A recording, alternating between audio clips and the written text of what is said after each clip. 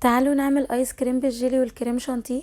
طعمه حلو قوي وتحضيره كمان سهل، مش هياخد وقت مننا خالص. اي حد بيحب الايس كريم هيعجبه طعم الايس كريم ده قوي.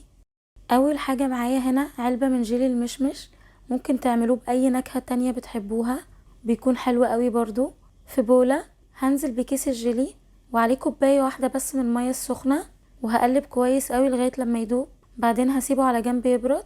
بعد كده عندي هنا كيس من الكريم شانتيه، هضيف عليه كوباية لبن مثلج واخلطه كويس قوي بالمضرب الكهربائي لحد ما يوصل للقوام ده. بعد كده هنزل عليه بالجيلي بعد ما برد شوية شوية كده لغاية لما اخلص الكمية كلها، هخلطهم مع بعض. بعد كده بدخله الفريزر ليلة كاملة او اقل حاجة 8 ساعات، مش اقل من كده، عشان ناخد نتيجة حلوة. وده كده شكله بعد ما خرجته، قوامه وطعمه حلو قوي. بنضيف عليه بقى اي صوص بنحبه. جربوه هيعجبكم قوي وبألف هنا. هستنى رأيكم لما تجربوه. سلام.